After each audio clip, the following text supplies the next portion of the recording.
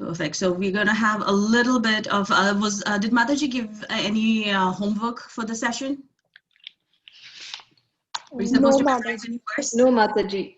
It's just a verse that we need to memorize. Yeah, that's right. What verse did she ask everyone to memorize?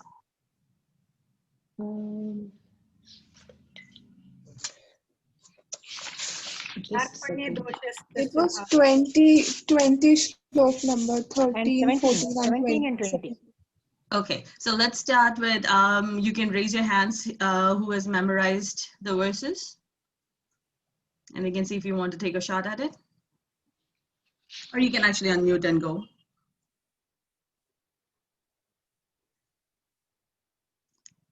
Nobody did the homework? Mataji, I have done 17th. Go ahead, Mataji.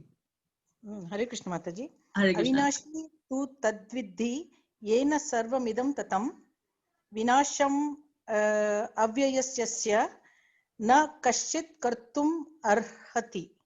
Beautiful. Anyone else?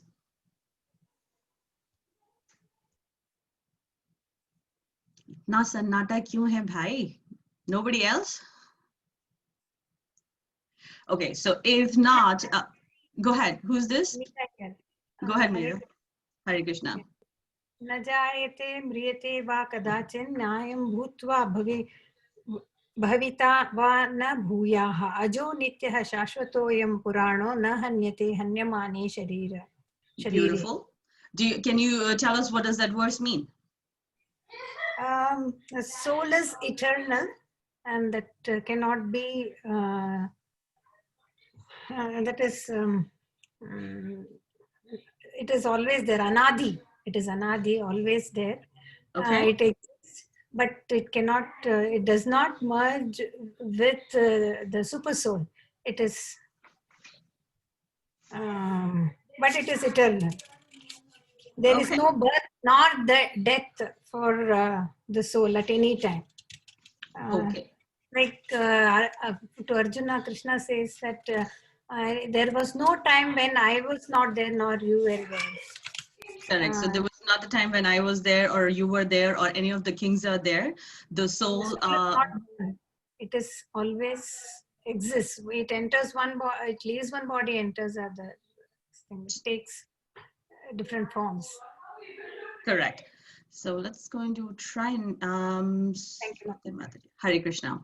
So a couple of quick questions. I apologize. Me and Seema Mataji and all in the 18-day sessions. I'm a little unprepared with questions, but I will attempt.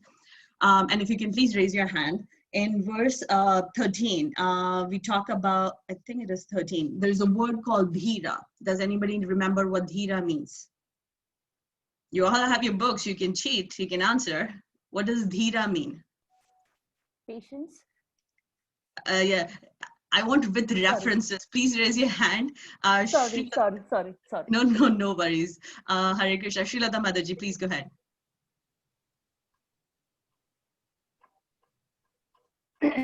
Hare Krishna Mataji. Hare Krishna.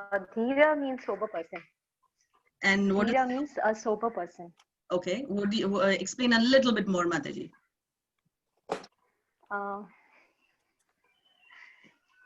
I'm going to put you on spot here, right? A sober person, like, you know, and I'm just pulling your leg. Sorry, that's how I like to take the classes. So sober person could be, you know, like if I'm explaining, it was like, you know, there's a drunkard and then there's a sober person. That also could be a sober person. But in this reference, what does a sober person mean?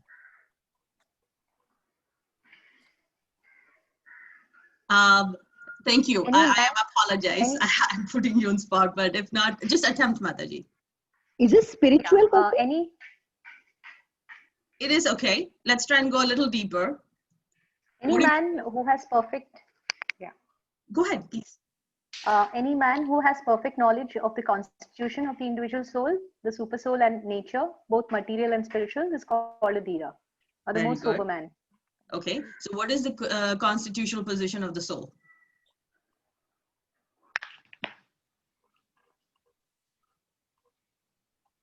It's eternal. Perfectly fine. What is the position? So we know we are not the body, we are the soul. And the soul has one constitutional position. What is that? Yeah, it is eternal. That's a characteristic. Okay. Okay, I'll give chance to somebody else. Jigna Mataji, what is the constitutional position of the soul? Constitutional position of the soul, it goes on, it remains same as it is, it doesn't change, only body changes. But that's a property of a soul. But what is the constitutional position of the soul? What is the intended work? What should the soul be doing? Soul tries to like, you know, whatever we are doing right now, like it wants us to be in the Krishna consciousness by maybe, I don't know, but that is what I feel. Okay, it wants us to go towards a path of Krishna consciousness. Okay, you're very. Mataji, Go ahead. Sudha here. Go ahead. Yeah, is it like somewhere where, I mean, you know, the self-realized soul should not be bewildered by these changes? Basically, I mean, if my soul is changing from this current body to another body, or any form of material change also around me, it should not be bewildered. It should just accept. That acceptance is what we're looking for in a person who we call a dhira or a sober person. That is perfect, Mataji. The understanding is excellent. But I'm trying to get a particular specific set of answers that every one of you has read in these verses multiple times. What is the constitutional position of the soul? What is the duty of the soul? Mataji, may I attempt? Please go ahead. Yeah, Hare Krishna. Hare Krishna. Is it that we are a fragmented part of Krishna? We are a fragmented part of Krishna, and therefore the knowledge and the realization that our constitution comprises an inherent part of Krishna within us. That is, all your answers are excellent. I'm still looking for that one key word. Please mute yourself. I don't want to force mute everybody. Mataji, can I answer? Who is this Mataji? I'm sorry. Let's see. 1 second. Sorry. Sorry. Who is speaking, Mataji? Go ahead. Unmute yourself. Khushbu. Go ahead, Khushbu Mataji. The thing is, soul changes the body at death and transmigrates to another body, and it's sure to have a body in the next birth. You're all giving very great examples, so I will stop pulling. Mataji, I want to answer. Mataji. Oh, please, Hare Krishna, Mataji. Hold on, please. Let's give educators. Mataji, can you repeat the question once again, please? I just joined. Please. Sure. Hare Krishna, Mataji. Hare Krishna. So, Preeti Mataji, please, everybody else, please mute yourself. Mataji, I just joined today, but from what I can know that the duty of soul is to meet with the super soul. You are right there, but the duty of the soul and the super soul reside in the heart. So the answer, yes, we have to. Sorry, that's yes, okay. Jai Shri Mataji, and then I will, we'll go for the next question. Hare Krishna. Hare Krishna. Hare Krishna, Mataji. I mean, actually, in my thought, in my opinion, from normal soul, when we move to spirituality side, when we become spiritual soul, that means constitutional position. So all your answers were perfect. Please, the request is to go back and read the chapter, because are you all reading the chapters only when you are in the class, or are you actually going back and reading one more time and listening to it? Because all your answers were perfect. You are understanding the concept and the characteristics of the soul, but Mataji has referred in numerous instances, as well as on in the verses. Who is speaking? Mataji. Who's this? Mataji. Srilata. Yeah. Is it the soul's constitutional position is to serve the Lord? I mean, yes. Yes. That's the answer. When we move to spirituality side. Correct. So we are eternal. We are eternal part and parcel of Krishna, and our constitutional position of a soul is to be an eternal servitor of Krishna. So if you go back and read the verses, it has been, Prabhupada has explained that in numerous verses that the constitutional position of Krishna, of the soul, is to be an eternal servitor. And once Once the soul forgets that, that's when we get under the modes of, the three modes of nature and everything like that. So if somebody explains to you what is Krishna consciousness, what is the duty of a soul, the duty of a soul is to remember Krishna. I think it was like 20, and let me see if, on verse number 19, I'm going to pull this up here, and then we'll start up the chapter. Let's see, verse 18, 19.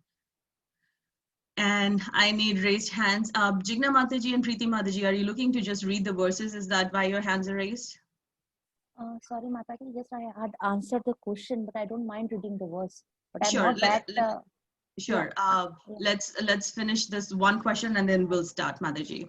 So in verse 19, on the pulpit here it says, "He who thinks that the living entity is the slayer, or that he is slain, does not understand. One who is in knowledge knows that the self slays, nor is slain." So I'm looking for one person to explain the second verse, because it can be a little bit complicated. What do you mean by one who is in knowledge knows that the self slays, nor is slain? Can anybody explain?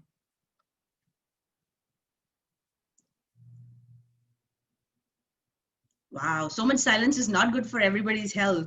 Please make an attempt. Can I, ma'am? Savita Mataji, go ahead. Yeah, it means that if someone knows about the soul, then he knows that that soul cannot be killed, or it cannot kill to anyone, because we are not soul, we are body. So whatever is. Can you repeat that, Mataji? We are not the. You said we are not the soul, but we are the body. Yes, if someone is in the knowledge of this, that that we are not body, we are soul. Yeah. So he will be having this knowledge that soul cannot be killed, or even soul cannot kill to anyone. So yeah, this was the whole purpose of this shloka. Yes, that soul cannot kill anyone, and soul cannot be killed also, because whatever will happen with the body, not with the soul. That is eternal. Correct. Beautiful.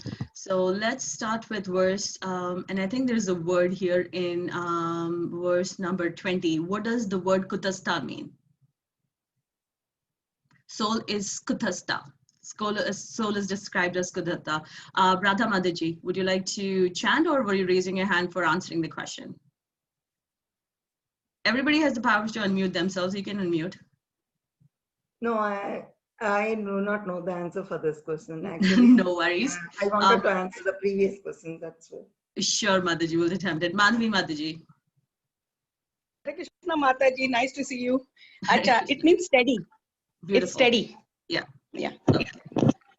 So sorry about the quizzes. Let's go into verse, we're starting with verse 21. Jigna Mataji, you wanted to chant and read?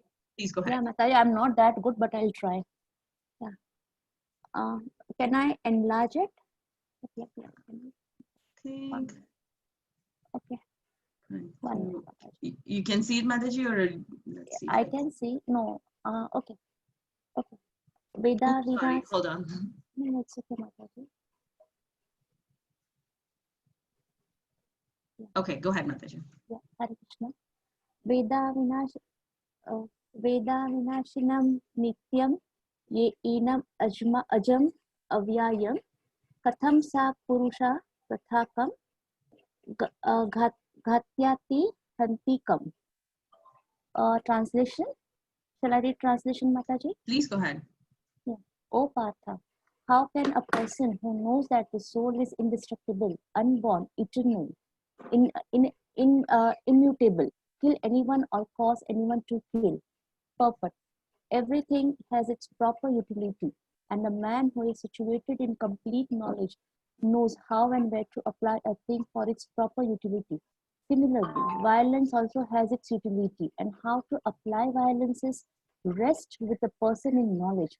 Although the justice of peace award capital punishment to a person condemned for murder, the justice of the peace cannot be blamed because he orders violence to another person according to the codes of justice. In Manu Samhita, the law book for mankind, it is supported that murder should be condemned to death, so that in his next life he will not have to suffer for the great sin he has committed.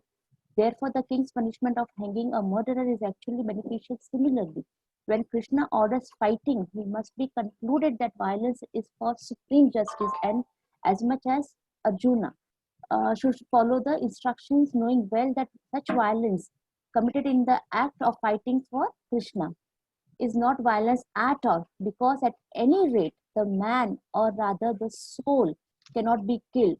So for the administration of justice, so-called violence is permitted. A surgical operation is not meant to kill the patient, but to cure him. Therefore, the fighting to be executed by Arjuna at the instructions of Krishna is with full knowledge, and so there is no possibility of sinful reaction. Thank you, Mataji, beautifully Thank you, reading Mataji. that. Hare Krishna. So in this particular word, again, Krishna is explaining the different characteristics of the soul. Avinashina means it's indestructible. You cannot destroy it. Ajam, it's unborn. So if something is not born, there's not going to be an end of it. Avyam is immutable. Immutable means it cannot change. So the constitutional position of the soul remains the same. Even though we are part and parcel of Krishna, in the previous where it says, Anajayate Namriyate, like we have, Krishna is saying, there was never a time you were not there. There was never a time I was not there. There was never a time that the kings that are in the battlefield, they were present in the past. They are present now, and they will be present in the future. So your compassion is getting directed to the wrong individuals, to the wrong individual, which is the body. You should be compassionate to the soul. And here he's saying that everything has a proper utility for a person in knowledge. Now, what do we mean by that? In this particular example, they're giving, Prabhupada is explaining with two examples. One is that of a surgeon, right? Moralistically, like if I am taking a knife and cutting open a person, that is morally incorrect. It is sinful. But in this case, a doctor is performing a surgery. He is committing an act of violence of physically violating or cutting another person. But does he incur any sin? No. The reason behind it is he is doing it as part of an effort to save the patient.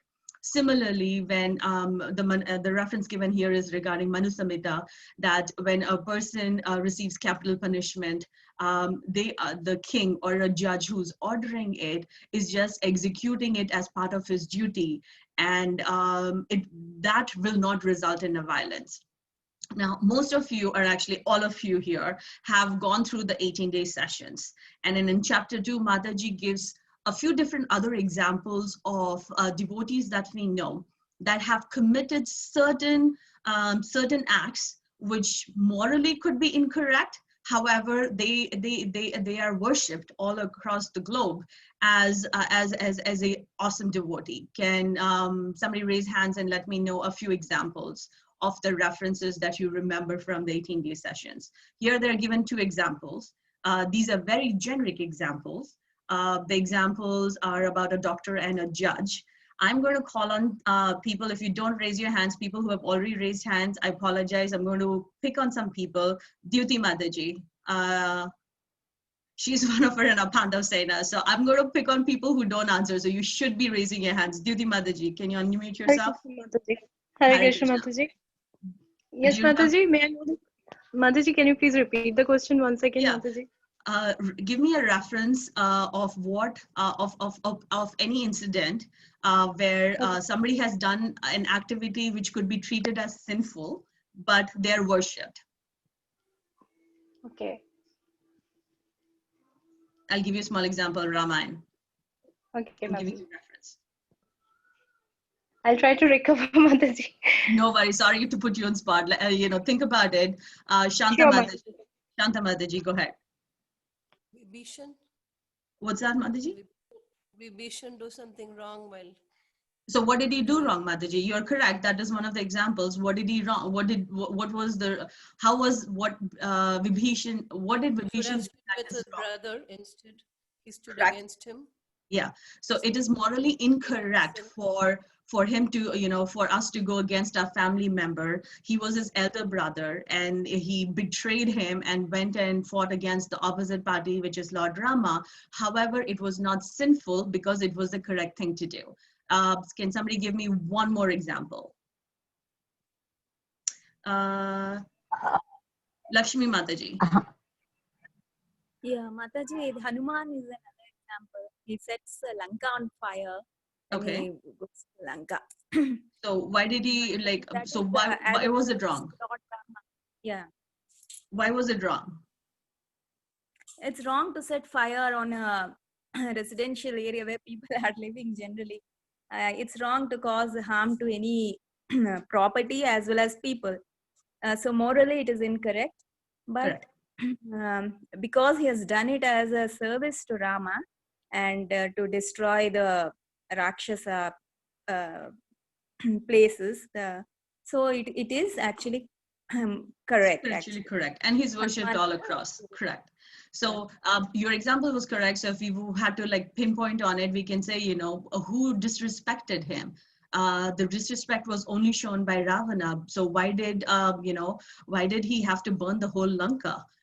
That's where the moral dilemma comes in, is he should have punished just Ravana and not the whole kingdom. But spiritually, that act is still worship because it was done as a devotional service to Krishna or to Lord Rama. Is this particular verse clear in regards to figuring out, what this verse says? Is there? I know I see a lot of raised hands. Please lower your hands if you have, or keep your hands raised if there is a question in regards to this specific verse before we proceed. Jigna Mataji, your hand is raised. Did you have a question? Oh, Mataji, I was just about to go down. I don't know how to pull my hand down. No worries, Mataji. That's okay. So I put cross over there. Sure, that's okay. Oh, what else?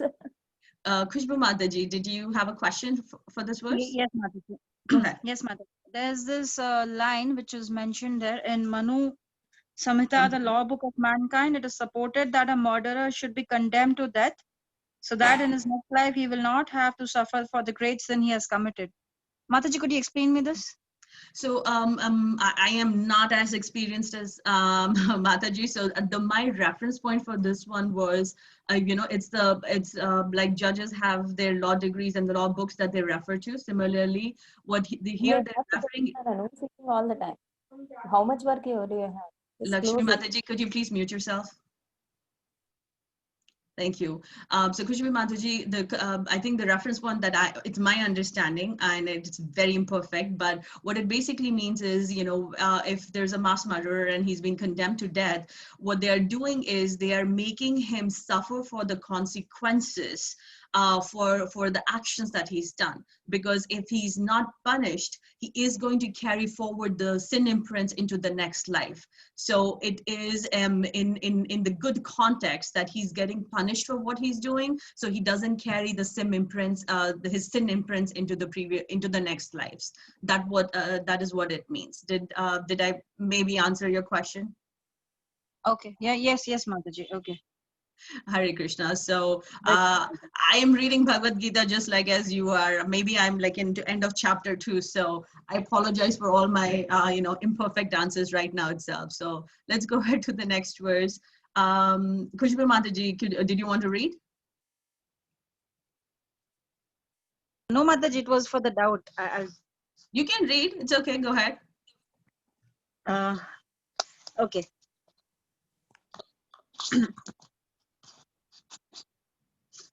Vyasmi jarani vyatha vihaha navani grahanti naro parani tatha srirani vihaya jarani jirnaini anyayani samyati navani dehi. Translation. Mm-hmm. As a person puts on a new garments, giving up old ones, similarly, the soul accepts new material bodies, giving up the old and useless ones. Purport: change of body by the atomic individual soul is an accepted fact. Even some of the modern scientists who do not believe in this existence of the soul, but at the same time cannot explain the source of energy from the heart, have to accept continuous changes of the body, which appear from childhood to boyhood, and from boyhood to youth, and again from youth to old age. From old age, the change is transferred to another body. This has already been explained in the previous verse. Transference of the atomic individual soul to another body is made possible by the grace of the supersoul. The supersoul fulfills the desire of the atomic soul as one friend fulfills the desire of another. The Vedas, like the Mundaka Upanishad, as well as the Sevtasvrata Upanishad, compare the soul and the supersoul to two friendly birds sitting on the same tree. One of the birds, the individual atomic soul, is eating the fruit of the tree, and the other bird, Krishna, is simply watching his friend. One of these two birds, although they are the same in quality, one is captivated by the fruits of the material tree, while the other is simply witnessing the activities of his friend. Krishna is the witnessing bird, and Arjuna is the eating bird. Although they are friends, one is still the master and the other is the servant. Forgetfulness of this relationship by the atomic soul is the cause of one's changing his position from one tree to another or from one body to another. The Jiva soul is struggling very hard on the tree of the material body.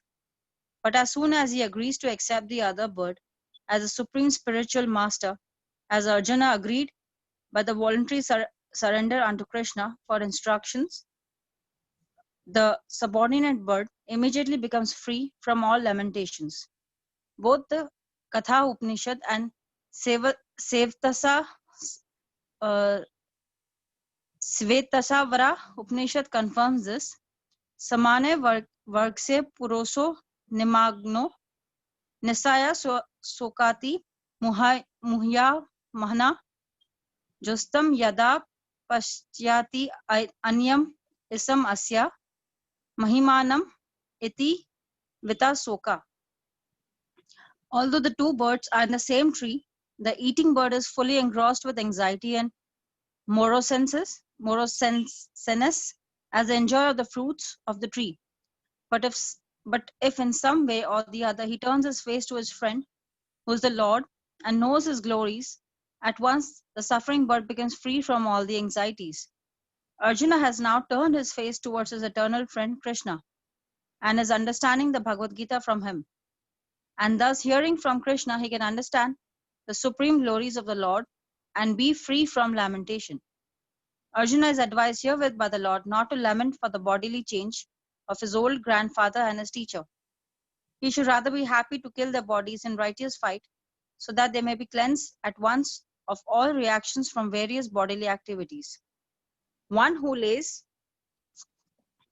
down his life on sacrificial altar or the proper battlefield is at once cleansed of bodily reactions and prompted on a higher status of life. So there was no cause for Arjuna's lamentation. Hare Krishna. Thank you so much, Mataji. So in this particular verse, Prabhupada is explaining that as a person puts on a new garment, giving up old one, similarly, a soul, once it's done with the material body, gives up the old body and picks up a new one. So do we sit and cry every time we, get emotionally affected when we are changing clothes? No. Similarly, we should not. Now, this is at least theoretically, we should understand it. It's not something that we will come to the realization and accept it very quickly, but he's giving very good arguments about, he's trying to explain to Arjuna, he's using different tactics here. To say, he's using knowledge, he's using Sankhya, he's talking about devotional service. He is using every tactic that is there, that is known, to try and explain to him about why he should get up and fight, because he's a Kshatriya and he should not be ruled by his emotions. And one of the key points that, the references here is the change of the body. So that's the key. Change of the body is made by the atomic individual soul. And I apologize, I don't have all the references here, but if you if you recollect, there is this beautiful painting of the soul moving through different, through different, to the different stages of the life before it exits and transmigrates to another another body. And that particular thing, Mataji very lovelily explains that, our body doesn't grow, it changes.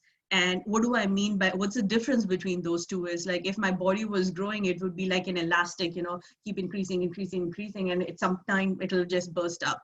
It does not grow, it changes. And scientifically also, I think it is it's proven that whether it's our hair follicles, or whether it is like the cells in our body, constantly the body is creating new cells, constantly the body is creating new muscles, constantly our hair falls down and new hair grows up. So it is the change, and the change is done by what? It's done by the atomic individual soul. The reason, it's very simply, it can be logically explained, there's no change that happens when the soul leaves the body. So who's instrumental in having those changes? It is the soul. And it is something that has to be accepted. Now, it cannot be proven. It cannot be, it's not something that I can do an experiment and find out, but we should at least come to that understanding that it is the soul that is changing us from one stage of the life to the other. And if somebody says like, I will only see it when I believe it. I really love Mataji's examples where we say, hopefully, I'll give you my example. Hopefully, I think I have a brain. I've never seen it.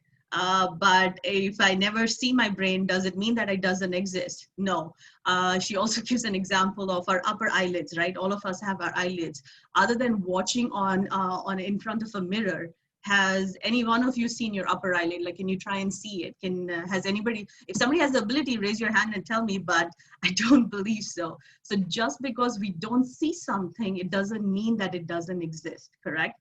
So we have to come to at least the conclusion, not realized, but at least we should understand that the change, what causes the change in it is the atomic soul that causes us to go through different stages.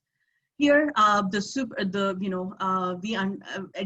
understanding that the second level of realization of the body, or of Krishna, actually, let me come back. I'm going to ask a quick question here. In the previous chapter, actually in beginning of chapter, we understand that there are three different realizations. Everybody that understands Krishna understands them at three different layers based upon their level of surrender. Can somebody quickly tell me? I don't want explanations, I want 3 words. How do we realize Krishna based upon our level of surrender? Who can answer that question? Shanta Mataji, your hand is raised. Would you like to answer that? Oh, this is for reading, actually. Although your raised hand, unmute yourself, Mataji. Mataji, soul, super soul, and Paramatma. Atma, Paramatma. Hold on. So let's follow the etiquette that Mataji follows. Please raise your hand. I see Lata Mataji raising a hand. I need 3 levels of realizations of Krishna. Lata Mataji, go ahead. You can unmute yourself, Mataji. Mataji, can I try? 1 second, Mataji. Let Lata Mataji try. Go ahead, Mataji. Hare Krishna, Mataji. Is it Brahman, Paramatma, and Bhagavan? Beautiful. And let's give somebody else a chance. That I think I see Savita Mataji raising. Can you tell me what are the 6, who can we call the Bhagavan? Who is having all the riches, all the beauties, all the everything, all the power, all the everything. Who is? I want exact 6. There are 6. Who can answer it? You said riches. You said knowledge. Yeah. What else was beauty, there? Beauty. Yeah, and he's the Bhoktaram.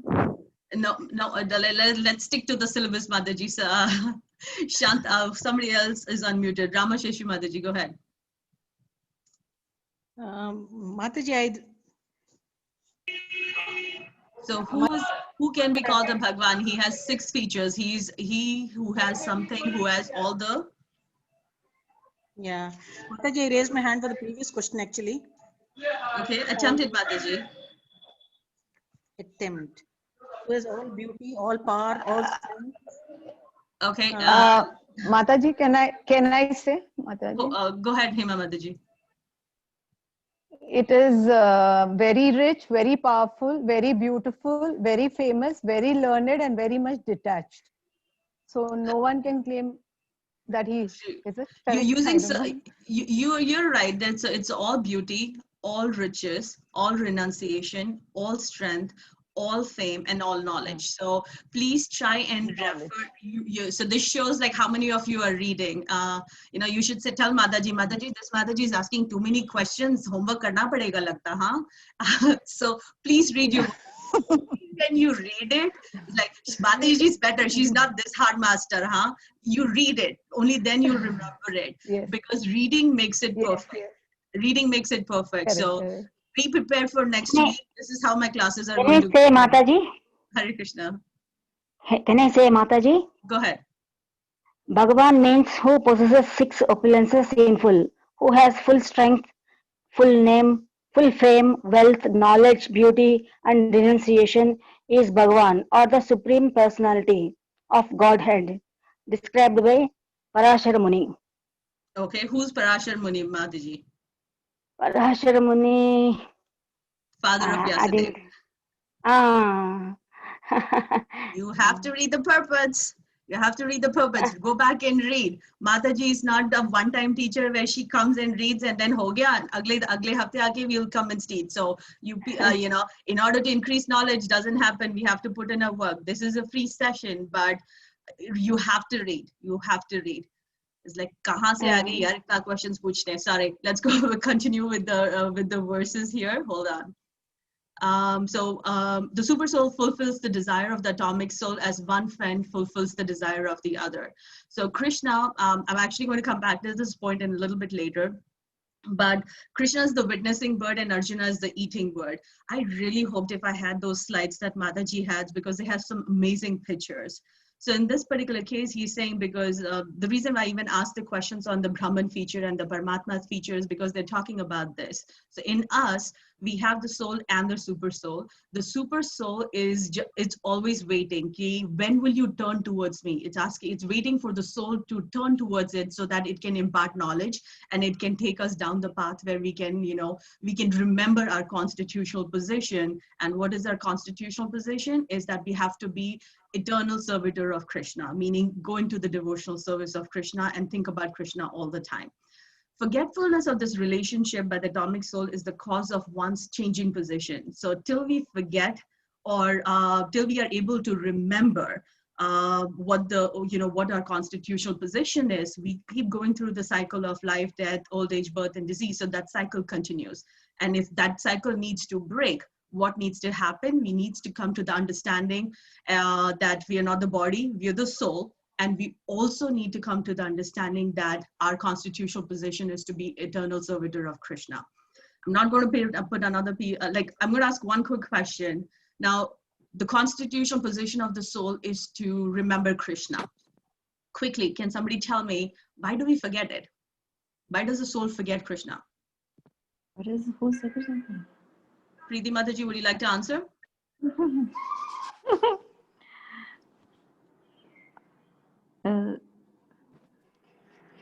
You're unmuted. Sorry, Mataji. No, I raised hands for reading the sloka. Sorry, now Mataji. You got to answer. Raising hands is dangerous business in my class. Go ahead. We forget Krishna. I don't know. I joined the class today only, but I can just say that we forget Krishna because of the Maya. Yeah. Okay, very good. Why do we go under Maya? I'm putting you on the spot. That's okay, Mataji. You said you were here today. Jigna Mataji, you're unmuted. Mataji, actually, sorry, ma'am. I had one question. I'm not getting this line. Forgetfulness of this relationship by the atomic soul is caused after one changes his position from one tree to another. I'm not getting this word. Yes. So what they're basically saying here is that the atomic soul, which is our soul, is what is the position of the soul? The soul should always remember that the constitutional position is to remember Krishna, but the soul forgets it. And since the soul forgets it, till it remembers, it will keep moving from one body to the other body to the other body. Here they're just changing it, moves position from one tree to the other. It is just a symbolism that as the bird hops from one tree to the other looking for fruit, I want this, I want this, I want this, like that, the soul changes from one body to the other looking for something. So that was my question about why the soul forgets Krishna. I'm going to let Preeti Mataji take an attempt at it, and then I'll give you the answer. Preeti Mataji. Did I ask you that already? I just said it keeps forgetting its relationship because of the Maya. It comes under the influence of the Maya, and remembering the Krishna's name again and again, he will be able to overcome. That's this Maya, Sure. I think. Okay, thank you. Simi Mataji, take a shot at it. Yes, Mataji, I feel because if we flow from the goodness mode into the passion or ignorance mode, maybe we'll forget Krishna. Okay, so she said the same thing. We are under the modes of Maya, the three modes of nature. I don't see any other muted hand. Meera Mataji, would you like to answer? No. Me? You're unmuted, so I was just asking if are you signed into two devices, Mataji? I see two Meeras No, I here. am different Meera. She is different Meera. Arey yaar, naam to badal do. Put an initial, thank you. I was like, am I seeing things? I've been in the class since morning. No, I'm different Meera. Sorry, go ahead. Do you want to try? I just think it's a desires which the sensory this thing which distracts us from the God. We just realization is there, but then because of the sensory distraction, we come into the this thing of Maya and forget the super soul, and we act according to the gunas which we. It's a three modes. It's a three modes. Mataji, can I say Who's this? something? Who's this? I'm Preeti. Hare Krishna Mataji. Hare Krishna. We come under the influence of the three modes. We forget it's all because of ignorance. The moment we realize this, so I want references. Mataji has talked about this in the class. So we are not asking for opinions. We are asking for, and I apologize, I don't mean to be disrespectful, but I've gone through this class before. Can I say? Go ahead. Can I say? Who's this, Mataji? Can I say Mataji? Hema Mataji, go ahead. Yeah, Hare Krishna Mataji. This, Maya is, this is what I feel Preeti Mataji has said. It's an external energy of Krishna. Beautiful. And living entities want to be independent of Krishna. It is a desire of living entities to do what to do. But if the Krishna comes along with us with the Maya, but when we surrender to Krishna, that is when we get out of the desire and we try to go up spiritually. You're correct. So you got half of the, like 1/4% of the answer. So I'm going to mute all. I'm going to allow you to unmute it. So here, give me a minute. Yeah. So what Mataji has shared, and these are just references, you have to listen to, you're in the Govinda's group, there is Madhava, there's Achyuta. You can always look at recordings because a lot of time the examples that she gives out are based upon the questions that I've asked. And in one of the ones that Mataji was just sharing here right now is, Krishna has three potencies. He has an Antaranga Shakti, which is the internal potency. There is Bahiranga Shakti, which is the external potency. And then there is Tatha Shakti.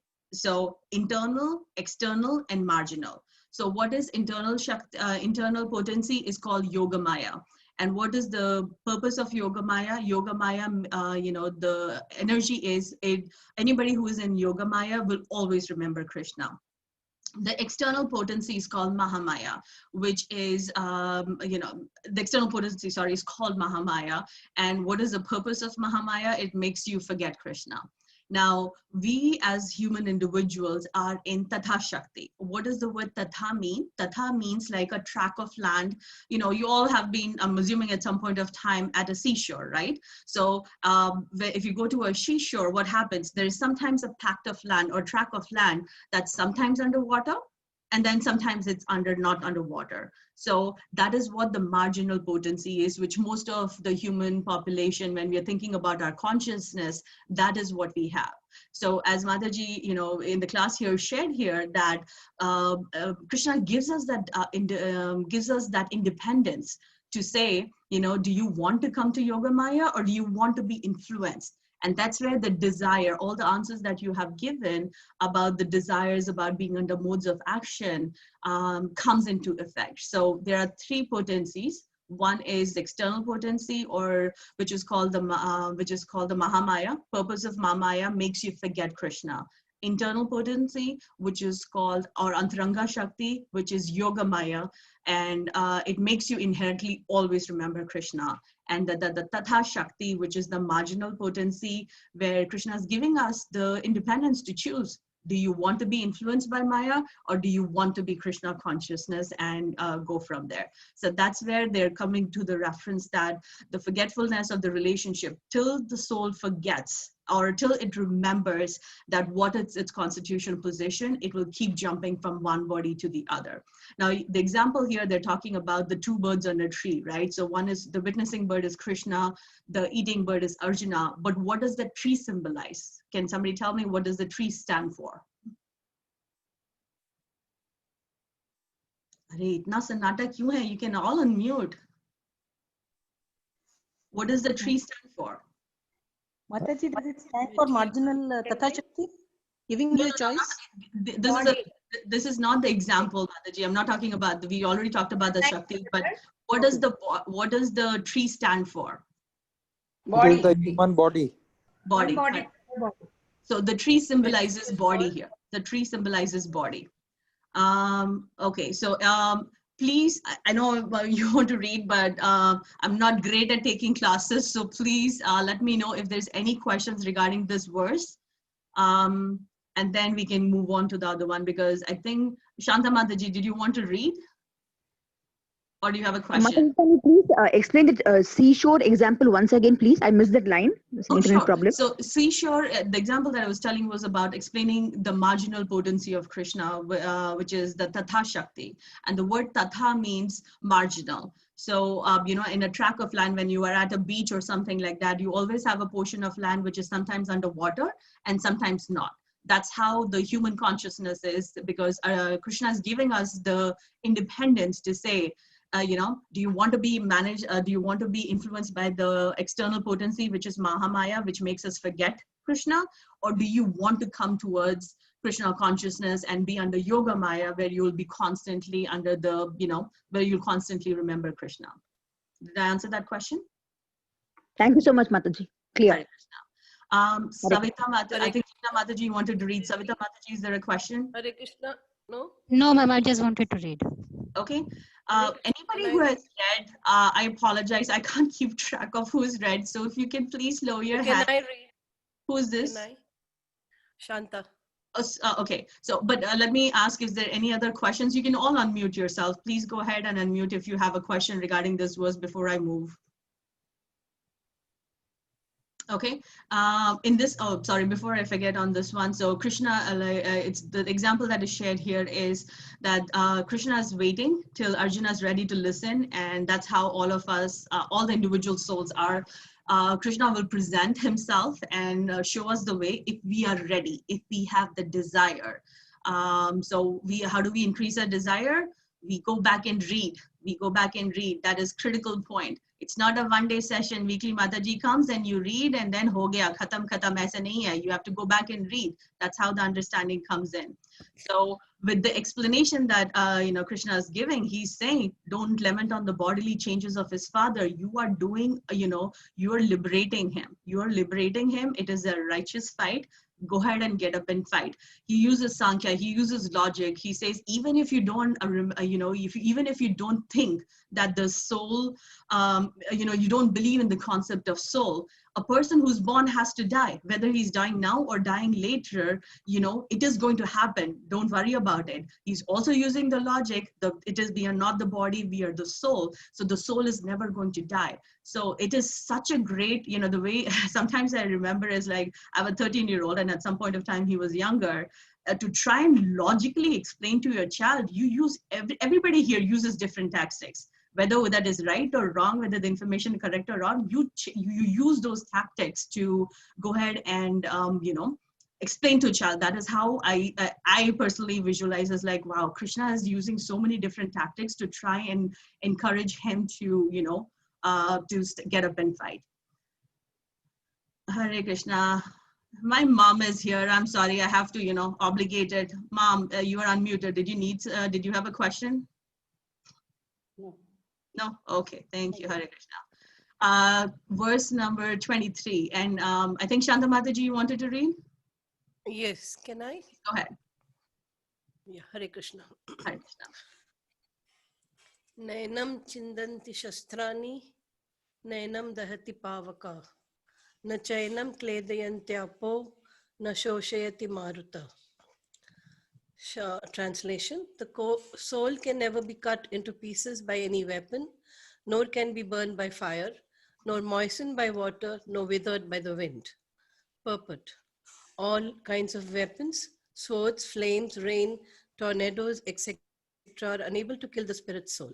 It appears that there were many kinds of weapons made of earth, water, air, ether, etc., in addition to the modern weapons of fire.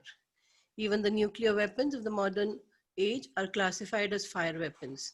But formerly, there were other weapons made of all different types of material elements. Firearms were counteracted by water weapons, which are not known to modern science. Nor do modern scientists have knowledge of tornado weapons. Nonetheless, the soul can never be cut into pieces, nor annihilated by any number of weapons, regardless of scientific devices. Nor was it possible to cut the individual soul from the original soul. The Mayavadi, however, cannot describe how the individual soul evolved from ignorance and consequently became covered by illusory energy. Because they are atomic individual souls, Sanatana, eternally, they are prone to be covered by the illusory energy. And thus they became separated from the association of the Supreme Lord. Just as the sparks of the fire, although one in quality with the fire, are prone to be extinguished when out of the fire. In the Varaha Purana, the living entities are described as separated parts and parcels of the Supreme. They are eternally so, according to the Bhagavad Gita also. So, even after being liberated from illusion, the living entity remains a separate identity, as it is evident from the teaching of the Lord to Arjuna. Arjuna became liberated by the knowledge received from Krishna, but he never became one with Krishna. Hare Krishna Mataji. Hare Krishna. So again, Krishna continues to explain the different properties. Soul cannot be cut into pieces by any weapon, nor can be burned by fire, moistened by water, or withered by wind. And the reason why they're giving these examples are for the explanation is why these particular elements, because in the battle of Mahabharata, there were weapons that were made by fire, there were weapons that were made of water, and there were weapons that were made, it's kind of, I think it was called a tornado weapon or something like that. So weapons which were made by the different elements. So if that powerful weapons could not kill the soul, nothing else could kill it. And in modern science, we only know of the weapons that are made from fire, like the nuclear bombs and stuff like that, but we have no understanding of the weapons, or no knowledge that of weapons that were made by the different other elements. Again, he's saying here, Mayavadis always think, and I think Mataji's explained that previously also, is they don't believe that Krishna is a person. They understand, their understanding of God is that of energy, which is the Brahman feature. And they say that we have come down from him, but if we cannot cut, if we are able to cut something, because we're saying, Krishna is also such an Ananda, where he's eternal. Sach means he's eternal, Chit means full of knowledge, and Ananda means full of happiness. We cannot, even though we are part and parcel of Krishna, we are not cut out from him, because if something can be cut, he's immutable. So Mayavadis do propagate the philosophy that, you know, it is energy, but they cannot come back to the understanding of how do we get separated from it. And here in Varana Purana, it's saying that even though we are part and parcel of Krishna, we are still a distinct entity. We do not go merge back into Krishna. I really like example of Mataji sharing, you know, usually her daughter is always with her, and she gives the example, yes, my child is part and parcel of me, but can she merge back into me? No. Thank God. But I'm trying to imagine my 13-year-old going back into my body, but that's how I'm looking at it. So, you know, practically thinking about it, it's not possible. And it is also giving an example here saying we are eternally part and parcel of Krishna. That is why we are, it's called Sanatana. And however, even though we are part and parcel of Krishna, we are not going to be merging back to Krishna, which also gives reference back to the point where, Krishna is speaking. There was never a time you, I, or all the kings around that are here in the battlefield never existed. We're existing now and will always be existing. So you have to, for understanding of this, all these verses are connected, and some of the points that you will see here will keep getting repeated because Prabhupada is trying to prove a point that in different ways you have to come to the understanding. And how do you come to the understanding and realization is reading. I am going to be repeating it like a parrot throughout the session here. Please go back and read, only then you will remember it. My mom was here and I'm going to just put her on the spot. Sometimes she says, I understand it while the class is going on and I forget it. Because do we go back and read? The reading, going back, again, it's not going to be enough for one. So please take time. I think we at a max covered 10. So yeah, you have about a week. Try and read before and try and read after the classes too. So the verses that we have read before and the verses you're going to read, because at least if you go through a quick glance, and when Mataji is explaining it to me, not me, when Mataji is explaining it to you, you will come to a deeper understanding of it. Is there any question in this particular verse? Or can we proceed? Khushbu Mataji, or did you have a question? Yes, Mataji. Go ahead. Mataji, the last line mentions Arjuna became liberated by the knowledge received from Krishna, but he never became one with Krishna. Now, I'm confused over this with the last verse, where in last verse it's mentioned in 22 that they are part of one branch. I mean, the two birds. One is Arjuna, one is Krishna. Mataji, the body, the tree there, the reference there is the tree is the body. So if I'm a body, right? In my body, what are the two elements that exist? I am the soul, and then part of Krishna is existing as a separate feature of Krishna inside me. That's a super soul. But we don't merge. They're two different individuals inside my own self. So every living individual is a soul, correct? Do you understand that? Whether it's a grass, animal, everybody is a soul, right? And yes. Krishna exists in us. Remember, like our understanding of Krishna is in 3 different layers. One is Brahman. A lay person understands, okay, there's I think I forget the verse number, but if you see the understanding of Brahman is, okay, I get up in the morning, open my curtain, like I don't even open the curtain. What I'm saying is like, okay, sunlight aa raha hai, it's daylight, but I don't go out and see. The other example is, okay, it's like, where is this light coming from? I go out, I look up at the sky, there's a round disk, it is coming from there. So that is at least next level of understanding of Krishna, which is the Paramatma feature. At least understanding that we have a soul and a super soul within us. So the super soul exists in us as an external form of Krishna. So that's the Paramatma feature associated with that. But we, again, are never part and parcel of it. We are always there. He's always there. So they're 2 different entities inside our own body. We don't merge. Yes, it might be inside my materialistic body, but the soul and the super soul are 2 different things. Okay. And that's what they're saying here is Arjuna he's getting the knowledge. So he's getting liberated, but he's not merging back with Krishna. And the example that, like, I love Mataji's example, like she has a daughter, I have a son. He is my part. Did my son come from me? Yes, right? But can he merge back into me? No. Yeah, I hope not. My God, 13-year-old, it's not good, right? You have a child. Would you want your child to go back inside you? Nahin, right? So that is how they're explaining that Krishna is Krishna, Arjuna is Arjuna. We can surrender onto Krishna because our understanding is that we have to worship him, but we cannot merge back. And the merging back business is what the Mayavadis claim, that, you know, we, after our life and everything like that, we merge back into the light. That's not a proper understanding. Okay. Okay, Mataji. Hare Krishna. Thank you. Mataji, you're unmuted. Did you have a question?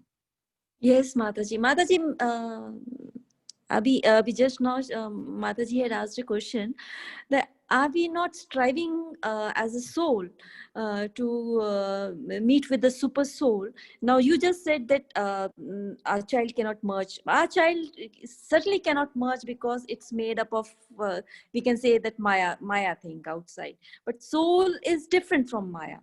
We are striving very hard to cross that, what you call in Hindi, Bhav Sagar, and meet the eternal soul. And that is what we are looking for, that union, you know. But when you're giving an example of bodies, that is different. That is all Maya.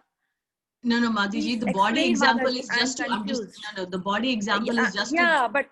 but soul is different from body. Soul is not body. Okay, so what is your question? Like, so you want to... the question... So I have not understood this paragraph at all, Mataji. How can... Are we not striving? Isn't that the goal, to meet with the super soul? No, we don't. Yes, you have to understand that what a super soul is. First of all, before even understanding super soul, we have to come to the realization we are not the body and the soul. Our position is we should reach out to, we should reach out to the super soul. We should turn towards Krishna and say, Krishna, give me the knowledge of coming to the realization, how do I completely dedicate my life to you? And because if I am a soul and I'm looking for help from the super soul, am I truly doing it? Yes, if I get the knowledge, that is the aim, is to come to the understanding and to devote ourselves, but it does not mean that I merge back with the soul, and the super soul do not merge back. They are two different entities. The super soul is the knower of everything. A soul is only knower of that individual body. I don't think so I'm explaining it to the right effect to you, Mataji. They're two, you have to understand they're two different things. Our goal should be to understand the super soul and to become, Krishna consciousness. There is no way that the soul and the super soul merge. The merging business doesn't happen. And then the body example that was giving was just a practical example that my child cannot bulk magnet to me, but the child is still a part and parcel of me.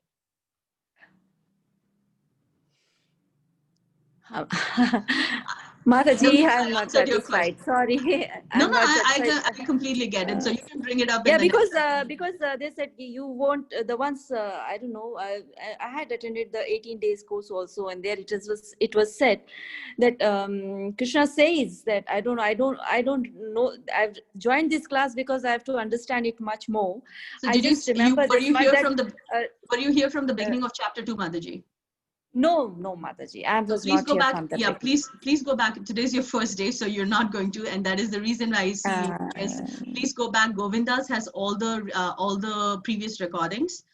You have to, because you're in verse 22, and the question has been given in verse 2.1 to 2.22. So you have to read through it. You cannot jump to the conclusion, because then if you don't understand 2.21, it's difficult to jump to the conclusion here. So can I say one small thing, Mataji? Please, then why do we say that I am Brahmasmi?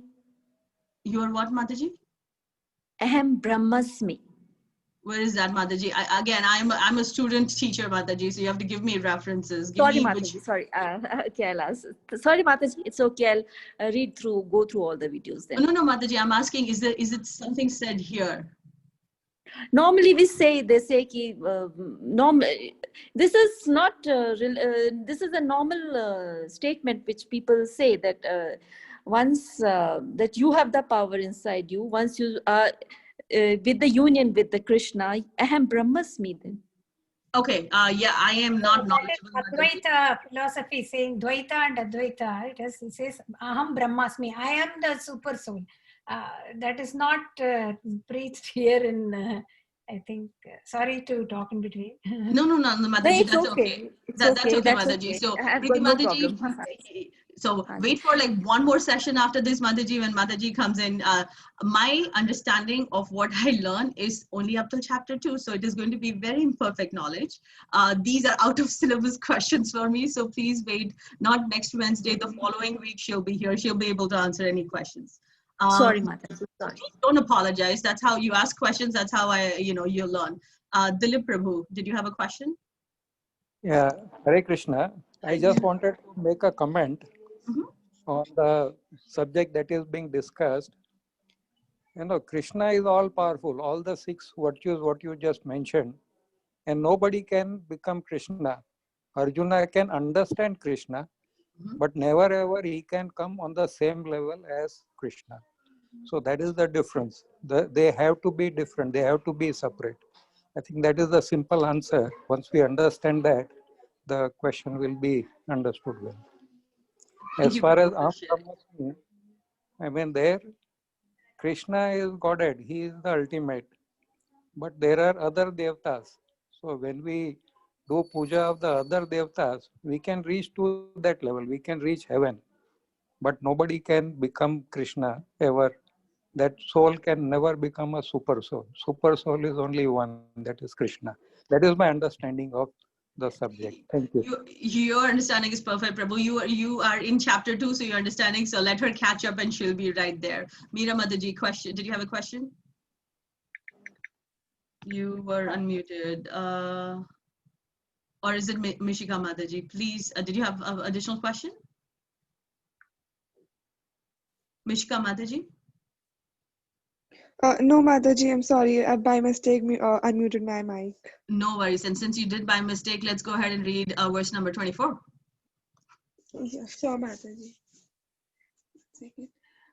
Achedyo ayam adyayo ayam akledyo ashosya eva cha nitya sarvagata stanur achalo ayam sanatanaha. Thank you. Go ahead. Translation. This individual soul is unbreakable and insoluble and can neither be burned or dried. He is everlasting, all-pervading, unchangeable, immovable, and eternally the same. Purport. All these qualifications of the atomic soul definitely prove that the individual soul is eternally the atomic particle of the spirit whole, and he remains the same atom eternally without change. The theory of monism is very difficult to apply in this case because the individual soul is never expected to become one homogeneously. After liberation from material contamination, the atomic soul may prefer to remain as a spiritual spark in the effulgent rays of the Supreme Personality of Godhead, but the intelligent souls enter into the spiritual planets to associate with the personality of Godhead. The word sarvagataha, all-pervading, is significant because there is no doubt that the living entities are all over God's creation. They live on the land, in the water, in the air, within the earth, and even within fire. The belief that they are sterilized in fire is not acceptable because it is clearly stated here that the soul cannot be burned by fire. Therefore, there is no doubt that there are living entities also in the sun planet with the suitable bodies to live there. If the sun globe is uninhabited, then the word Sarvagataha, living everywhere, becomes meaningless. Thank you, Hare Krishna. Hare Krishna. Mataji, thank you so much for reading beautifully. So again, Krishna is this entire chapter, he'll be explaining, the different properties. So he's saying the individual soul is unbreakable and insoluble. So you cannot break it, you cannot cut it. Insoluble, again, they're using all the 5 elements, you cannot, it cannot dissolve in water.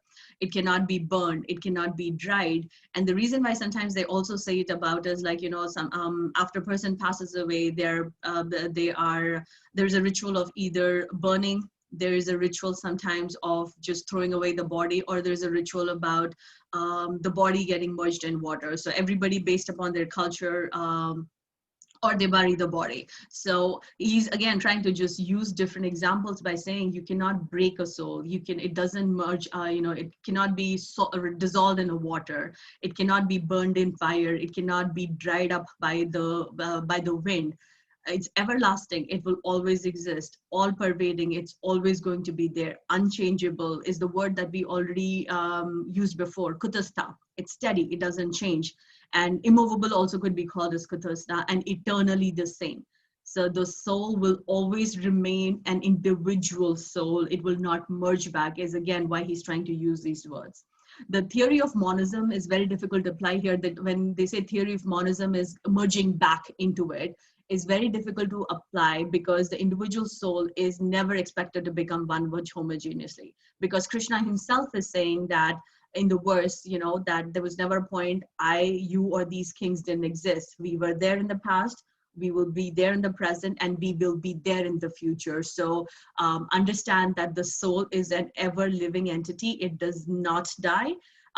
What does die is just the materialistic body. That is the reason why Krishna is Krishna, we are we, and we are a separate. Even though we are part and parcel of Krishna, we are still a different, distinct entity. That's something that we do have to come to the realization. And they also talk about once we are out of the scope of Maya, an atomic soul may prefer to remain as a spiritual spark where it is just as a own individual living entity, but a very intelligent soul will go into the spiritual planets to associate with the personality of Godhead. I remember the example where Mataji had shared about, you know, we can all devote ourselves to Krishna in five primary rasas. Does anybody remember what the 5 primary rasas are? Like, how do I connect with Krishna? Not the senior devotees. Mataji, I know you know your answer. I'm going to pick on somebody, and Mataji has shared this different times. I'm going to pick on somebody who has not answered because silence is very dangerous in my class here. Lalita Mataji, I don't think so I've asked you. Can you unmute yourself?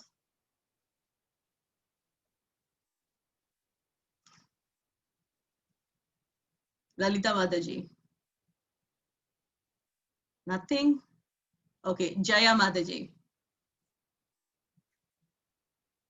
Wow, so much silence. I don't know which Mata, one of the 2 Meera Matajis, whoever has not spoken. Okay, okay, Meera Mataji who's spoken. I know a few only. Bhakti Okay. Rasa.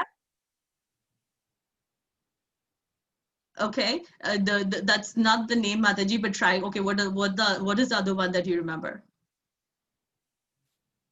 Sringara. No, Mataji, that's not the one. Anybody else? Okay, I'm going to ask. Pankaj Apte Prabhu, you have been in the class before. What are the 5 primary rasas? You all have the power to unmute yourselves. Can I answer, Mataji? 1 second, Mataji. Prabhu, go ahead. Okay. Mataji, I was just out, but got to log in some time back. And what are the 5 primary rasas that Mataji has shared numerous times? Do you remember, like, what are the rasas in which we devote ourselves to Krishna? The rasas are the desires, right? That's okay, Prabhu. Thank you. Okay, so who else was? Sorry, go ahead. Sorry. Did you want to? It was friend. Who's speaking? Please let me know. Please let me know your Yeah, names. my name is Uma Kannan, Mataji. Go ahead, Mataji. Yeah, the 5 rasas are Sakhya Rasa, Dasya Rasa, then Sankhya Rasa, Madhurya Rasa, and Vatsalya Rasa. Am I right? You are partially right. You should always go in sequence. So one is Shanta Rasa, which is devoting to Krishna, which is like reverence, okay. Like a Krishna's flute or Krishna's cows. Then it is Dasya Rasa, which is devoting yourself as a servant of Krishna. Then you have Sakhya Rasa, which is devoting yourself to Krishna as a friend. Then Sudama. Yeah, exactly. And what's the next one? Vatsalya Rasa and Madhurya Rasa. Vatsalya Rasa is Yashoda and Nanda Gopa and Nanda Maharaj. And Madhurya Rasa is conjugal love, Radharani's. Correct. So those are the 5 primary rasas, and that's how we, Hare Krishna. Thank you so much for sharing. So that's what. Mataji, go ahead. This is Sudha here. Go Sorry, ahead. is my understanding correct when it says that one may be a devotee in a passive state, active state, friend, parent, or conjugal lover? We are talking on the same lines, right? The 5 rasas. So when you so it's like, everybody has a different relationship with Krishna, and not one is and it goes in that particular sequence. As as the layer of your dedication increases, that's the hierarchy in which, you know, you are, this is just a primary example. You can have any relationship with Krishna in any of the 5 primary rasas. I think I really like Mataji's example where she, you know, Namanamishra Prabhu, I think, was once taking a class, and he was, I don't know if you, Mataji shared in this class before or not, but she said, you know, Namanamishra Prabhu is a staunch, you know, brahmachari. And he was taking class and he said, Mirko pata hai, like all these sas bahu dramas happen in the life where you tell me, you come and I will answer. So somebody asked, you know, why does it happen? You know, why does the sas bahu drama, it goes on in every household? He says, because the moms in the family don't realize that Madhurya Ras is higher than Vatsalya Ras. And it's like, wow, that was a very good practical example. So it was a little off the topic, but I apologize. Can we go ahead, or is there any questions in regards to this verse? Okay, I'm taking silences. Okay, who would like to read? Can I, ma'am? Preeti Mataji, go ahead. Savita. Oh, Savita, sorry. Go ahead, Mataji. Yeah. Avyaktoyam achintyoyam avikaryoyam uchyate tasmadevam viditvenam nanushochatim aharsi. Translation. It is said that the soul is invisible, inconceivable, and immutable. Knowing this, you should not grieve for the body. Purport. As described previously, the magnitude of the soul is so small for our material calculation that he cannot be seen even by the most powerful microscope. Therefore, he is invisible.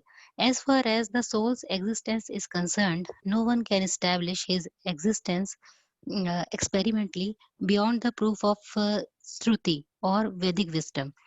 We have to accept this truth because there is no other source of understanding the existence of the soul. Although it is a fact by perception, there are many things we have to accept solely on ground of superior authority. No one can deny the existence of his father based upon the authority of his mother. There is no source of understanding the identity of the father except by the authority of the mother. Similarly, there is no source of understanding the soul except by studying the Vedas. In other words, the soul is unconceivable by human experimental knowledge. The soul is consciousness, and conscious, that also is the statement of the Vedas, and we have to accept that. Unlike the bodily changes, there is no change in the soul.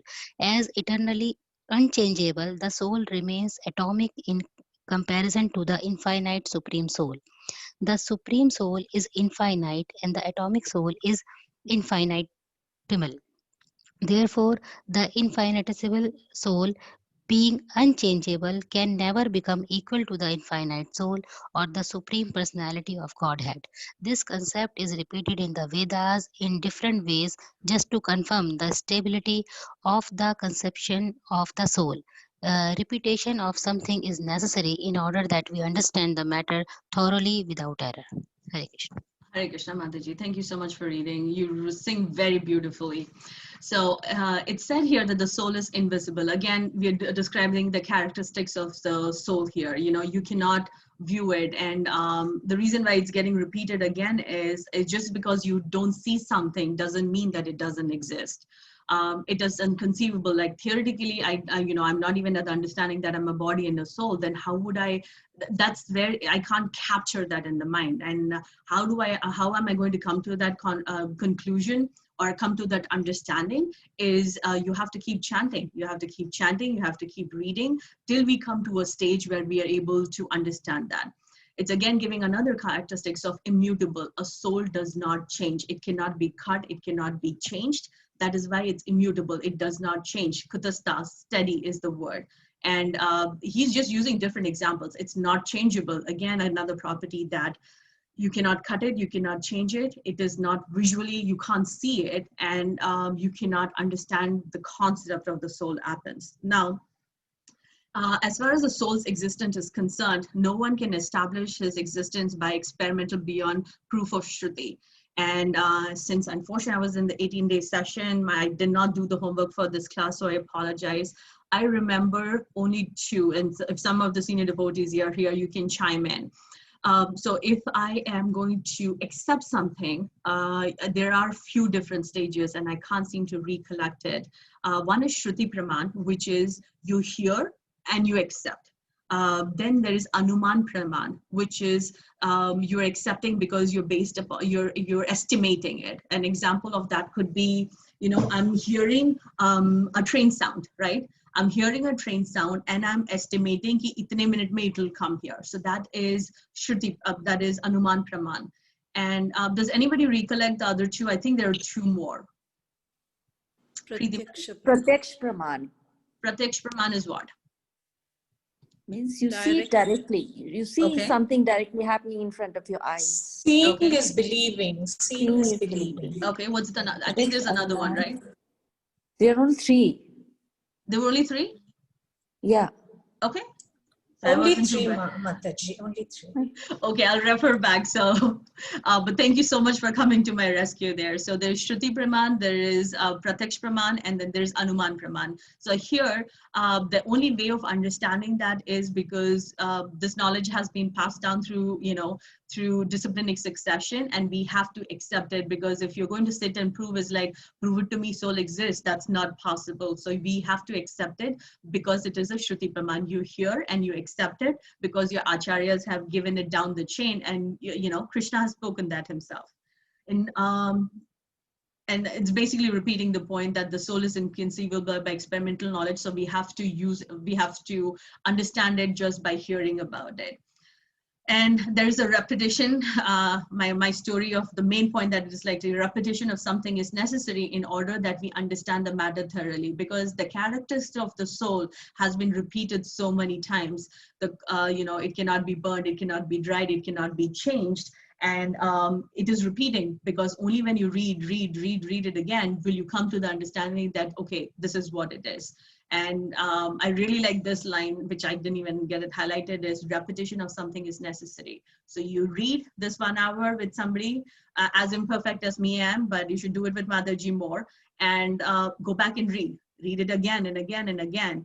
And I don't know if I've shared it in this class or not, but the only reason why I at least understand up to chapter 2 is 1, I read, 2, I started chanting, I increased your rounds, and 3, try and see if you can actually practice this with your children. I'm not, they're not going to change everything and anything under the sun just because, moms are not cool to do something. But when I started getting to this class, I have a 13-year-old, I think I've mentioned it a few times here.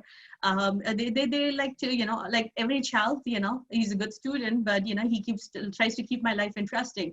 Read a verse with them and you will be surprised at the questions sometimes they ask. And I was like, Ma'am, in September, I did not even think of that question. So it's a very nice thing. I'm not asking you to read like 1 hour with them, chant possibly a round with them, and read a verse every day. You will see a change in, that's my me time with the family after work and everything like that. It is quite interesting about the questions that your children will ask. And you'll go into the jump one, I think. Oh my God, we are a little bit behind schedule. Are you okay with finishing like one more? If that's okay with you, we'll finish 26. Is that okay with everybody? Yes, Mataji. Thank you so much. I apologize. I like to talk more. And so please be prepared for questions next time. I think I should cut down on my questions. I apologize for taking extra time. So, but the concept I was saying is like read again. That's how you're going to come to understanding. And if you're able to explain to your child and the child accepts it, then it means that you actually understood it, because children are the most difficult audience to have. And then if they ask a question and you don't know, then you know that your understanding is not maybe up to the mark, and you can come back and ask those questions here, which I do with Mataji when I come back to the class. So who would like to read the next one, verse 26? Yes, ma'am. Go ahead, Mataji. Adha chaivam nitya jatam nityam na manyase mrutam tadhapi tvam mahabaho naivam sochitumarhasi. Translation. If however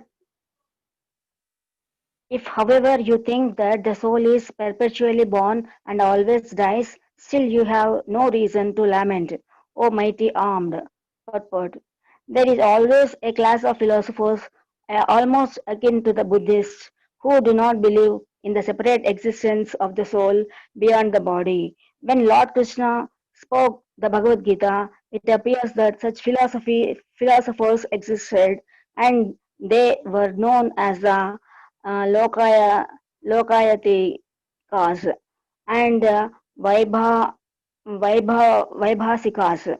These philosophers maintain that life symptoms or soul takes place at a certain mature condition of material combination. The modern material scientists and the materialist philosophers also think similarly. According to them, the body is a combination of physical elements, and at a certain stage, the life symptoms develop by interaction of the physical and chemical elements. The science of anthropology is based on this philosophy. Currently, many pseudo-religions now becoming fashionable in America are also adhering to this philosophy as well as to the uh, nihilistic, non-devotionable Buddhist sects. Even if Arjuna did not believe in the existence of the soul, as in the Vaibhasika philosophy, there would still have been no cause for lamentation. No one laments the loss of a certain bulk of chemicals and stops discharging his prescribed duty. On the other hand, in modern science and scientific warfare, so many tons of chemicals are wasted for achieving victory over the enemy. According to the Vaibhasika philosophy, the so-called soul or Atma vanishes along with the deterioration of the body. So, in case whether Arjuna accepted the Vedic conclusion that there is an atomic soul or whether he did not believe in the existence of the soul, he had no reason to lament. According to this theory, since there are so many living entities generating out of matter every moment, uh,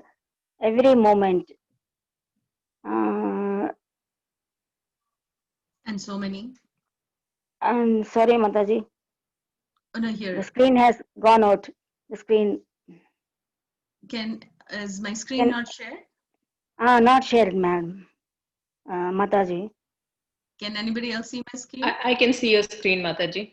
Okay, let me see if I can stop share and share the screen again. How about now, Mataji? Screen is not visible, madam. Mataji. How about for others? Can somebody else see it? No, we can only see you, Mataji. Okay, sorry. Give me a second. Let's try and. How about now, Mataji? Yes. Yes. Okay, go ahead. But where I have stopped, Oh, I sorry. don't understand. Let's read from here, Mataji, according to this theory. According to this theory, since there are so many living entities generating out of matter every moment, and so many of them are being vanquished every moment, there is no need to grieve for such an incident. However, since he was not risking rebirth of the soul, Arjuna had no reason to be afraid of being affected with sinful reactions due to his killing his grandfather and teacher. But at the same time, Krishna sarcastically addressed Arjuna as Mahabahu, mighty armed, because he at least did not accept the theory of the Vaibhasikas, which leaves aside the Vedic wisdom. As a Kshatriya, Arjun belonged to the Vedic culture, and it behooved him to continue to follow its principles. Hare Krishna. Thank you, Mataji. Hare Krishna. So Hare Krishna. Thank you. So, where is this verse here? Okay.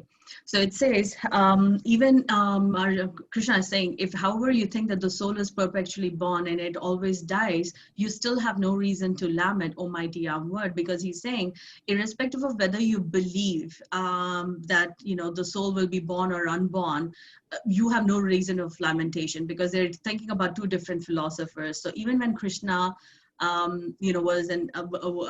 was presenting himself in the Battle of Mahabharata, it appears there were two types of people. Now, I might not be pronouncing it right, but Lokayatiks and Vaibhashikas, they were philosophers that maintained that the life symptom were not caused by, the Supreme Personality of Godhead. They said the life symptoms were created, which some of the scientists now believe it to. It's a combination of chemicals and everything, and there's something charges up and a body develops from it. So they're saying it is a bunch of chemical reactions, which is where the body and the soul generates from it. And that's what the philosophy of anthropology was also. I have not studied in a long time. I think, does anybody remember what the Charles Darwin theory was? I think that is based upon this also. It's like the survival of the fittest, or it started with one atom and then, changes happened, something happened, and then the human form was fine. Anybody remember your school answers? What is the Darwin theory I'm talking about? And meri tarah sare bad students say, somebody say. Theory of evolution. Okay, what is it? Thank you so much for correcting me. What does that mean? It means we developed from the one-celled organism. We went through different stages of evolving, and finally we've become the most superior of all species, to where we are born now, to where we are now as human beings. Correct. So it's probably taken many lakh species for us to reach to our particular stage. Correct. So the understanding, thank you so much for coming to the rescue here. But, yeah, thank you. Hare Krishna. So what that itself, I think, has been proven. And again, I apologize since I didn't do my homework. There are references which that theory, I think that was the theory that we learned at least while I was growing up, but that has been nullified, because if it was an evolutionary process, right? We came from, the closest example is like apes. So if we evolved, why didn't the other apes that were still existing evolve? So that logic does not implement here. So Krishna is just using different tactics to say, even if you believe that the soul doesn't die and it's everlasting, as the Vedic scriptures say, you still don't have to lament because the soul never gets killed. Or if you believe that it is just a bunch of chemical reactions, that's where the body and everything got generated from, who laments on a spilled cell of, chemicals? So I think this is called Sankhya philosophy. He's analyzing it and he's telling Arjuna, don't do this. This is not becoming of you. You are a staunch devotee yourself. You're such a great warrior. And he's using every tactic in the sun here, under the sun, to try and explain it to him. That's what this verse means. In my session, there were a lot of people who were asking a lot more questions on what the Lokayutics and Vaibhashika's, concept really means. And I personally did not have any urge to go back and research it. So I apologize, and I didn't have time to research for this class too. But the concept basically is that, the soul, my simple understanding is that the soul dies along with the body. That's what that basically means. So, and I don't think the Mataji is interested also in answering these questions, because what we are studying for is what is the information that we should learn, and the right information is that the soul doesn't. There's no end to the soul; it's ever eternal. So, if you have more questions in regards to these two, please just email it to her at ugenglish20@gmail.com. I am completely not versed in what these two philosophies mean. And it's very cleverly, he's calling him Mahabhahu in this verse, mighty armed. It's like he's chiding him, saying, it's like, you're such a great, you're a great individual. Thankfully, you're not going into that philosophy. At least you're here. You're just being compassionate, and you're showing compassion in it, but understand that the soul is eternal, and you are not going to be killing your grandfather who's a soul. You might just be destroying his material body. So thank you so much for your patience today. Next week, we'll try and cover a little bit more. I think my target was to do 30, but I apologize for asking too many questions. But that's how I learned, and that's how you should all go back. Make a question for yourself. Don't wait for questions from Mataji. You read a keyword, write it down, and go back and try and not pick up the book and see if you can remember it. Kutastha, words like dhira. And when you keep repeating it, repetition will help that information retain in there.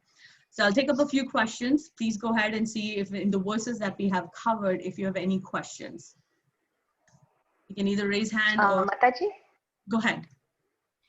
Mataji, I could not understand the meaning of monist. I had raised it earlier also. What but, was the what meaning of what? Monist. Oh, monastic, it is merging back into Krishna, Mataji, like merging back into the Brahman feature. Like they don't believe Krishna exists, and once the soul, departs, it merges back into the energy. That's what the monastic philosophy means. Okay, merges back into the energy, or yes. The Lord. We don't, because we don't say the Lord, because that's their imperfect understanding that God, Lord is a power, energy, and after we pass away we merge back into the energy. That's why I'm using the word energy and not Lord. Okay, Mataji. Anybody else who has a question?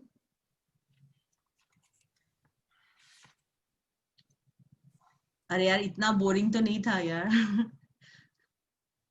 So just because I'm a daughter of my mom, she's unmuted. I'm going to ask, do you have a question, Mama? You are only asking so many questions. Sorry. Sorry. After a week, we are coming.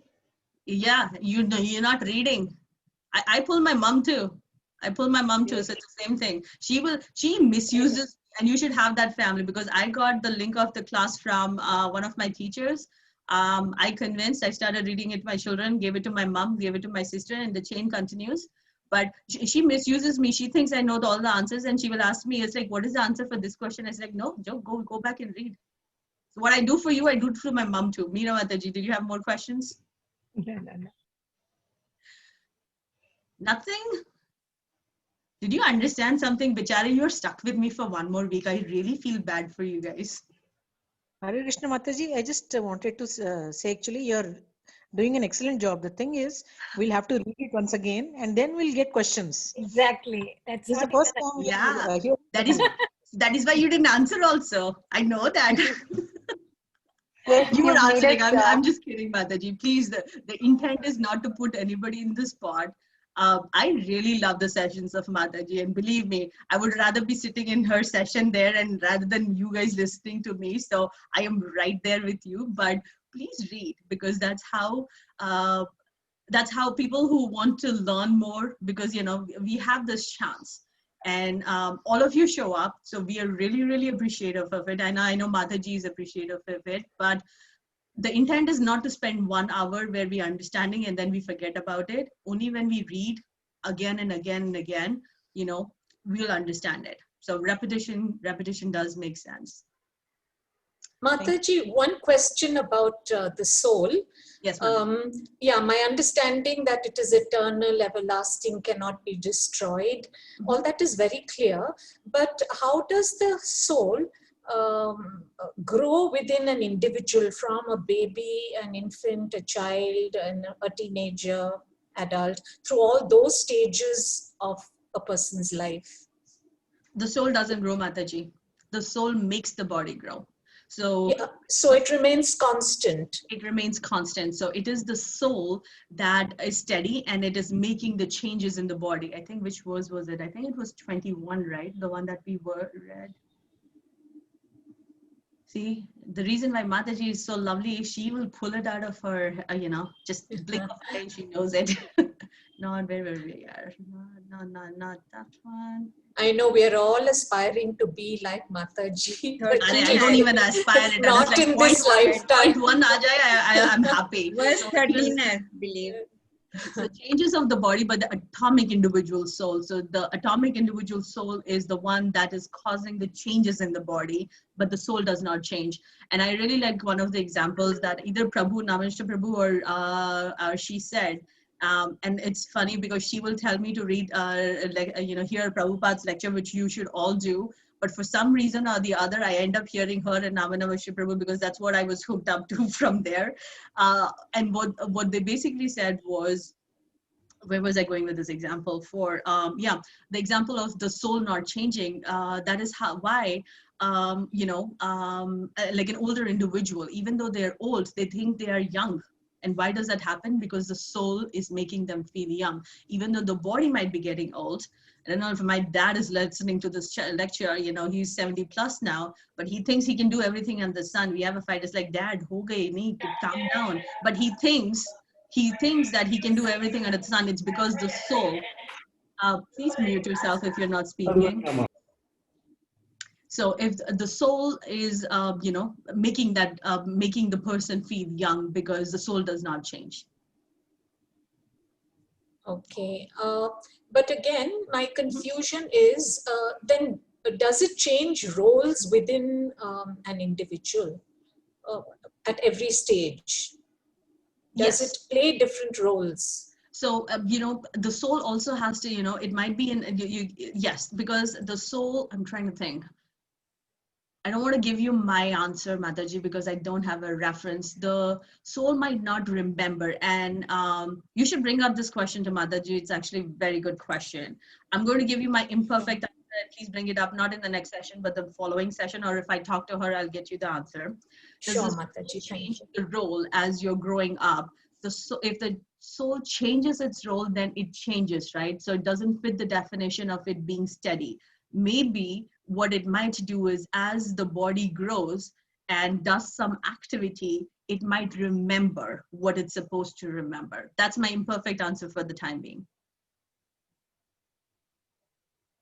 You're muted, Mataji. Yes, thank you, Mataji. But then what exactly does the soul do at every stage of a human's life? Sure, I will get back to you, Mataji. So if I find an answer before next session, I will let you know. Thank you so much. You should, because like you ask, you should ask a question that you know, you give it back and I give it back to you, saying like, it's a great one. I did not think of that question, so thank you for raising it, and I'll find out for you. No, it's very intriguing that we know that it is everlasting, eternal, it cannot be destroyed. But what role does it play within our body through the various stages of our human life, of our material life? So from childhood to youthhood to boyhood. Yes, Yeah, I'll find out and I'll let you know, Mataji. Yes, thank Mataji? you so much. Sure, who's this, Mataji? Khushbu here. Oh, sure, go ahead, Mataji. Mataji, in verse 20, it mentions that the soul does not at any time become old as the body does. The so-called old man therefore feels himself to be in the same spirit as in his childhood or youth. The changes of the body do not affect the soul. The soul does not deteriorate like a tree nor anything material. The soul has no byproduct either. So does this help? No, Mataji, she understands all that. I think her understanding is, you know, when the soul is in the change of in an infant versus the soul when the person is older, does the soul change its role in what it is doing? Not the soul changing, but what is the role that the soul plays at different stages? So that's a great question, and I can get back to you, Mataji, on that. So her understanding is soul is steady, so that she's not questioning that. She's just asking, because it is steady, you know, but we go through different stages, does it change the role of what it does at different stages? Okay. Hare Krishna Mataji, I have one question in continuation to that previous question. Okay. And what does actually soul attains while it goes through different bodies, you know, from one body to another body? What is the takeaway? What is the takeaway? Explain the question again, Mataji. What do you mean by what does it take away? It carries the imprints from previous previous lives. So that's what it's. Yeah, but it's also forgetting, right? The previous life, it is forgetting, and it is going to a new body. It is forgetting because it is Krishna's script. You don't want to forget everything. You don't want to remember everything that you did in the past life. As it is, we have problems in this life, right? But the imprints are carried. So it does carry the imprints from the previous life. Okay, all right. So I don't think so. I got your question right. Like, what does it carry? Meaning, like, what is exactly? Try and repeat that question one more time. Okay. What I was asking is the previous question.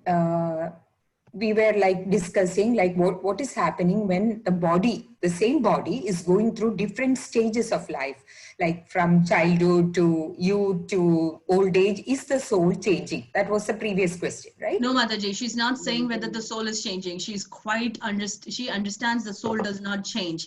Her question was very specific. That does this, I understand that it is steady, it does not change, but does the role of the soul change? Mataji, could you unmute yourself and tell me if I'm understanding the question? You're not questioning whether the soul is changing. You're just questioning what is the role of the soul? Does the role change as the soul sees the body going through different stages? That was your question, right, Mataji? Yes, you got that right, Mataji. Yeah, you got that right. And if I am to interpret what this Mataji is asking, is the same question I have is the next question. Like the soul will carry something of the previous body with it, other than memories and so on. So it keeps expanding its experience. But on one hand, we say that it is unchangeable, it is steady. But from one life to another life, there would be some addition to it in terms of experiences and memories and it's not experiences and memories, Mataji. It will carry the imprints. So if you have done some pious activities, you get the benefit of it. Or if you have not suffered the consequences of an impious activity, you will carry the imprints. The soul doesn't change, but you will have to, account for what you have either done or not done in the previous lives. Okay, so it will have so many imprints of so many lifetimes that we may have gone through. So which means that there is some change happening in the soul with all these imprints in it. So on one hand, physical structure of the soul doesn't change, Mataji. Like, I can have an experience of teaching this class, but am I physically changing? Right? I'm not physically changing myself. I have an experience now of teaching a class. Yes. Right? So an experience doesn't change the person I am. It might give me a little bit more help in maybe taking another class. That experience comes in handy. That is my imprint, right? That's an example of an imprint. But the person who I am right now from this week to next week, I'm not changing.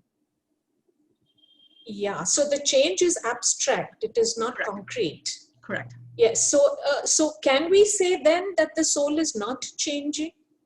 The soul is not changing, Mataji. Soul doesn't change. The imprints that it carries might change based upon what we have done in, the current life. Okay, so it's simply an example of, the changes are the change will not be there in the structure. It might be in the experiences that it carries over the course of time. But I will come back and give you a little bit more conclusive answer on what I'm just sharing. So the changes are also abstract. They're not concrete. They are abstract. Correct. But okay. Yeah. Can I tell something regarding the role, Mataji? Who is this, Mataji? Radha. Please go ahead. Actually, what Mataji said is, Priti Mataji, the soul is full of knowledge and it is always bright and it gives us the consciousness always. So the consciousness is always there, but as per the body changes from stage to stage, the role of the soul is the same, but as we see the change in our body, our consciousness acts according to that. That's all, but not the soul will not change its role at all. It is always full of knowledge and it is always bright. Because of the cloud of material longings and desires, it is clouded and it is not. We are not utilizing our soul to the fullest. That is the theory, Mataji, but let me get back to the question on this one here. Seema Mataji, did you have a question? No, Mataji, I was just trying to understand what she was saying. I think I agree with her. It's about how much we understand our soul and how much we want to change according to our soul and move closer to the super soul. Super Soul, I think, always gives us an understanding of what we need to do. But the distractions in the world don't allow us to go towards that, to actually attain the ultimate. So that's what we need to do, and listen to our soul and try to, I think, move towards the Super Soul. That's something what I understand. Yeah. No, everybody's understanding is perfect, Mataji. But if you ask a question, the speaker, and since I'm not Mataji, you should be able to give you an example, which is I'm not happy with my answer, so I'm pretty sure Mataji is neither too. But we should be able to explain it. She's asking a very fundamental question, which I don't think so I ever thought about. The question is not about why or what. It's like just a very basic understanding of the role. And I don't think so I have, I can't answer that question just because I'm trying to think of a good example, because Mataji likes to give very practical examples. And since I have never heard this question before, that's why I'm not prepared. So let's shelf this particular topic. But other than that, any questions in regards to the class? Madam had given, Preeti Mataji had given one example, like the fire is covered with the smoke, and the womb with this thing, and the glass by dust. So that way the soul carries all those past this thing, but like the Mataji told, the consciousness, we are not able to, we are covered with all those lust, desires, and when the sense organs get carried away with those things, so we are not remembering. The soul has that role to play. The role is that which we carry. All those past, this thing, imprints are there. But because of this, we are not able to. Once you connect to the Super Soul, he will give us that remembrance back. That is. We're all praying to get that answer. But Mataji, I'll get back to you in regards to an answer. Since I'm not satisfied with the answer myself, I will get back to you on that. Any other questions, please? Nothing. Since I didn't have prepared much, so I apologize. I'm going to shoot with the verses that we have covered. I think we covered up to what verse? I stopped that. Do you remember, so I can make a note? I think it's 27, correct? 26. 26? Yes. 26. Yes. Yeah, so we'll have to start with 27, and I will go through it because there are recommended 108 verses. So I'll see if there's any verse that needs to be memorized, and I'll put that as a homework for going through for next week. Next week is also around the same time, which is the 5:30.